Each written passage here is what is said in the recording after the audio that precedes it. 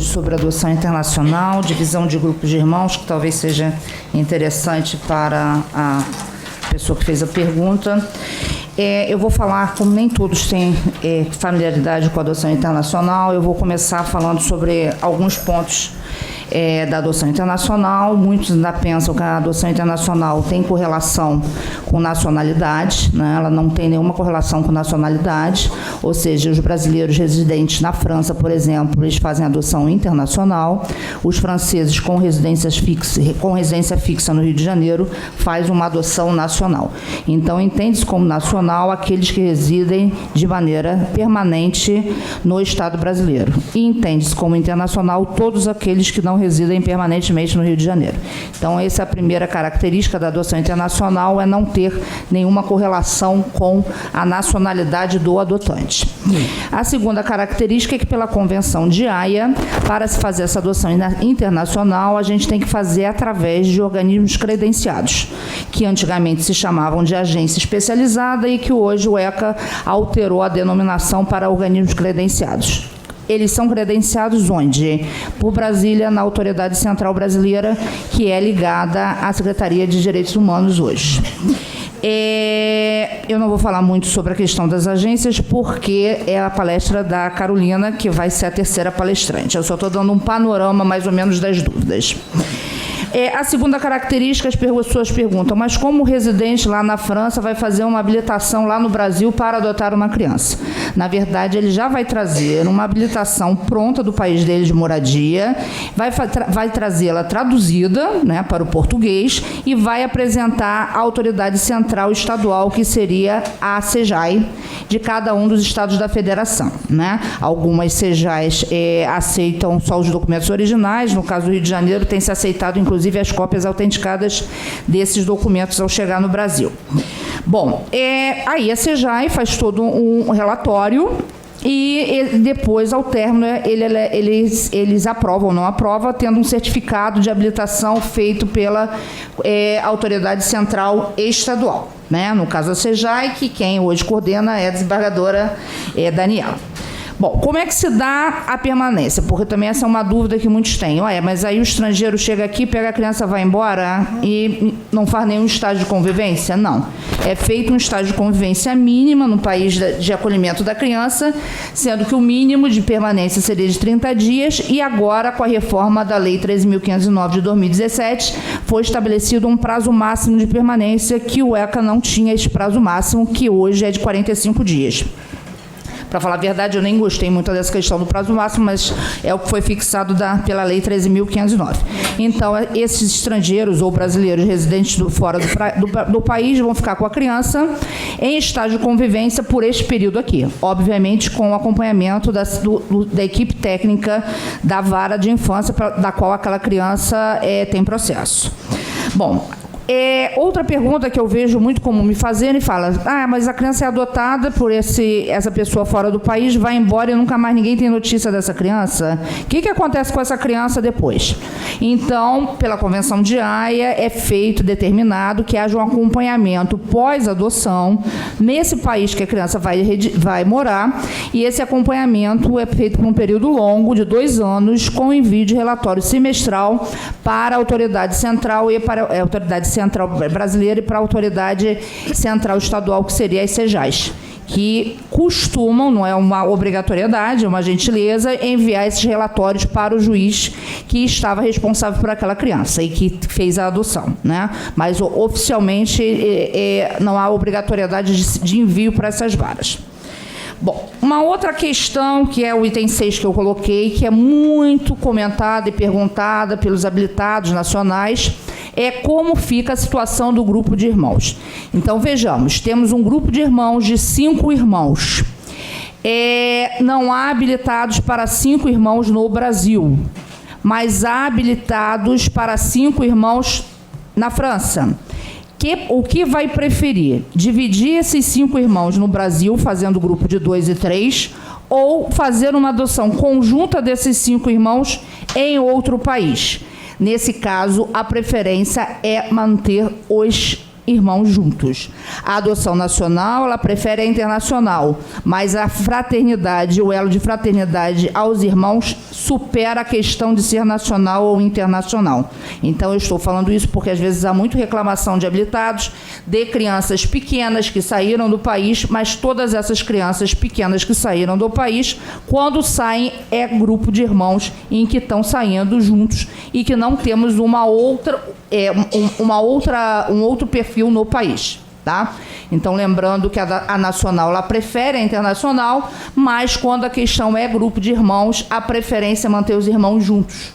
Então, nacional não tem irmão junto, internacional.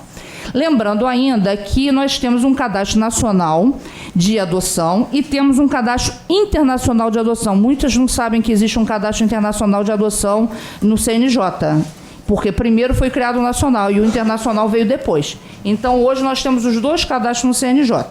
E qual o que determina o ECA? Que, procurado no cadastro nacional, se não há pretendentes nacionais, deverá o juiz fazer a busca no cadastro internacional. A busca ativa é somente quando não tem criança em cadastro, seja ele nacional ou seja ele internacional. Então, a busca ativa é a terceira etapa. Deve ser realizada quando não encontramos nenhuma das crianças no cadastro, o que, infelizmente, nem sempre ocorre, mas é isso que determina o estatuto. Tá aqui, desculpa. Bom, aí vamos à pergunta. Onde diz a lei o que fazer quando se trata de grupo de irmãos? O ECA, o Estatuto da Criança e do Adolescente, na versão de 1990, não tinha nada sobre grupo de irmãos. Então, a redação do artigo 28, ela só vem de 2009, gente. Então, de 1990 até o ano de 2009, não havia nada no regime jurídico quanto à questão do grupo de irmãos. Então, em 2009, a lei é alterada para esse parágrafo 4º, é incluído um novo parágrafo 4º no artigo 28, que dá uma noção, mas não consegue resolver todos os problemas. Os grupos de irmãos serão colocados sob adoção, tutela ou guarda, vejam que qualquer uma das 3 modalidades de colocação em família substituta, ressalvada a comprovada existência de risco de abuso ou outra situação que justifique plenamente a excepcionalidade da solução diversa. Então, excepcionalidade, a regra é que os irmãos fiquem juntos, procurando-se, em qualquer caso, evitar o rompimento definitivo dos vínculos fraternais. Eu digo para vocês que hoje tem sido muito mais comum essa separação de irmãos até em casos que não seja de adoção, como a questão da guarda, porque hoje a gente está com um grupo de irmãos em que tem 5 e cada um é de uma família paterna. Então, muitas vezes a gente tem que fazer a separação porque os avós que pedem a guarda somente de seu neto, os avós paternos, o que significa dizer que acaba tendo uma separação de irmãos, tendo em vista a formatação biológica também daquela família, né? O que é muito difícil hoje, um grupo de irmãos em que todos os filhos sejam do mesmo pai. Hoje isso é exceção realmente. Bom, vocês vejam que a primeira parte deste artigo, ela é meio taxativa, risco de abuso. Então, tem que se separar os irmãos ou porque houve abuso sexual entre um irmão e o outro, ou porque o abuso é físico ou o abuso é psicológico. E a segunda parte, ela é meio abrangente. Outra situação que justifique plenamente a excepcionalidade de solução diversa. Ou seja, é bem possível fazer diversas interpretações dessa segunda parte deste artigo. Lembrando que a frase final significa que não se deve romper os vínculos porque deve se manter contato entre os irmãos, que mesmo saindo em guarda, tutela ou adoção por famílias diferenciadas. Bom, como eu estou dizendo, o artigo 28, ele dá uma abrangência muito grande naquela segunda parte, para o juiz avaliar se deve ou não haver desmembramento do grupo de irmãos.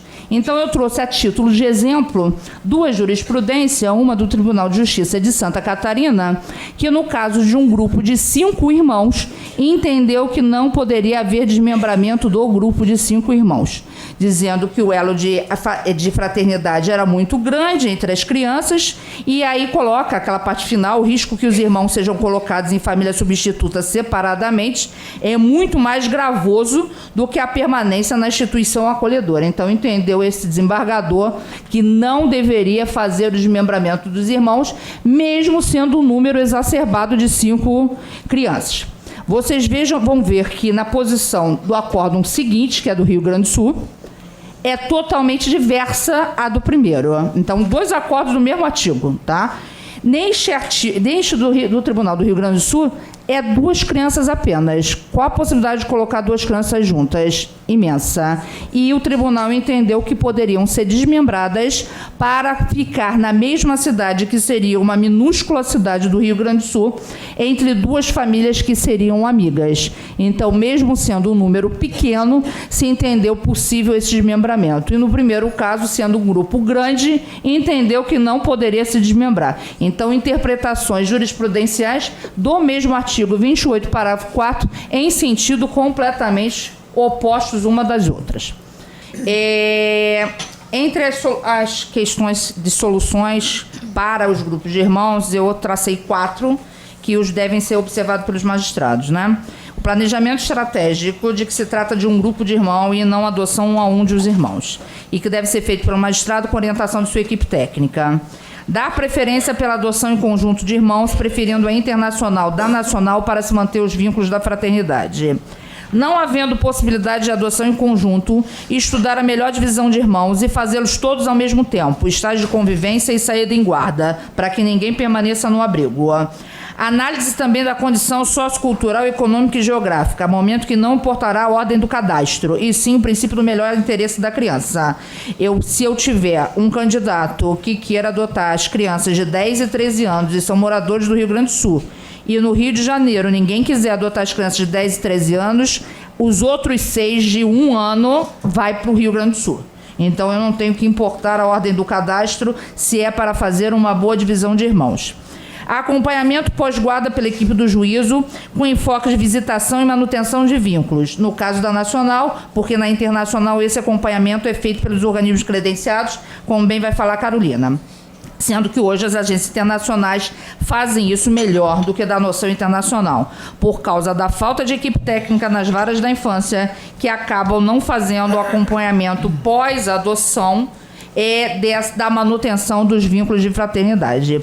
É uma deficiência que nós temos no fórum de fazer esses acompanhamentos para ver essa questão da visitação. Foi rapidinho, né? Mas tentei.